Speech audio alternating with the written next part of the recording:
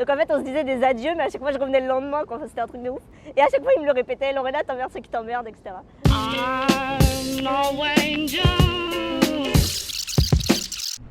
Bonjour Nawin Paris, c'est Lorena Tellier, je suis comédienne et je suis le portrait de la semaine.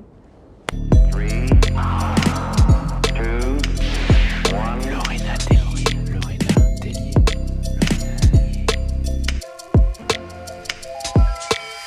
Mental, c'est une série qui est sur France TV Slash.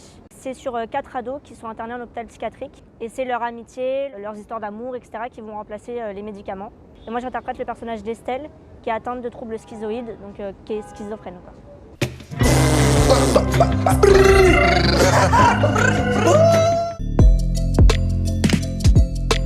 C'est un film incroyable, j'adore l'équipe avec qui j'ai travaillé. Donc c'est Sarah Marx, la réalisatrice, c'est son premier long.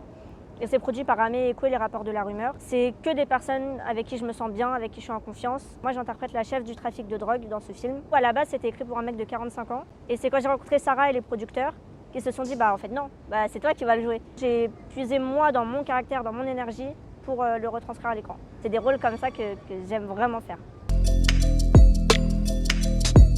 Je choisis mes rôles en essayant de ne pas faire tout le temps la même chose et d'essayer de varier d'un rôle à l'autre. Et la chance que j'ai, c'est que j'ai vraiment des rôles aux antipodes les uns des autres. J'y vais au feeling beaucoup. Mais par exemple, c'est vrai qu'après Fleuve Noir, donc je jouais une jeune fille lourdement handicapée dans le film d'Éric Zonka. Et juste après, on m'a proposé un autre projet, exactement la même chose, et j'ai refusé par exemple. Parce que j'avais déjà tout donné dans ce que je voulais faire là-dessus. Et je me sentais pas légitime de le faire encore une fois. C'était déjà épuisé, quoi. Gros, Vincent Cassel m'avait dit, parce que j'étais vraiment pas bien et tout, Lorena, t'emmerdes ceux qui t'emmerdent. Parce que j'ai eu plusieurs derniers jours de tournage, à chaque fois on me rajoutait un jour. Donc en fait on se disait des adieux, mais à chaque fois je revenais le lendemain, quoi. Enfin, c'était un truc de ouf. Et à chaque fois il me le répétait, Lorena, t'emmerdes ceux qui t'emmerdent, etc. Ça m'a marqué. C'est à moi que tu parles comme ça, mec.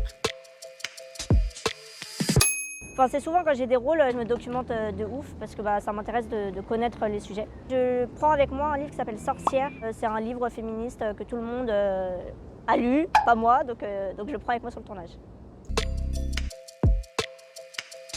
Il y a Josiane Balasco qui disait « Moi, je rêvais d'être un acteur, pas une actrice ».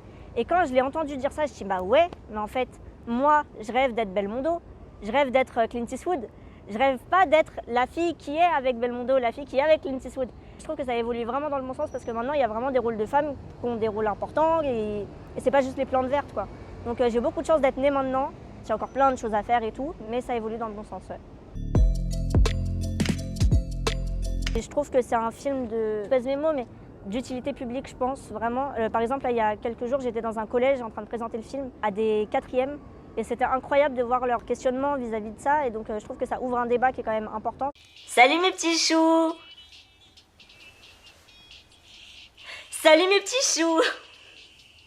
Les influenceurs, ils font la promotion des pilules amincissantes ou des trucs pour avoir des cheveux incroyables. Pourquoi il n'y a pas de CSA qui vient et qui contrôle pour dire aux jeunes attention, c'est peut-être pas super, réfléchissez un petit peu, c'est pas la vraie vie. Ça ne fait qu'inciter les personnes à être mal dans leur peau quand tu ressembles pas aux personnes que tu vois sur Instagram, etc. Mais c'est pas facile.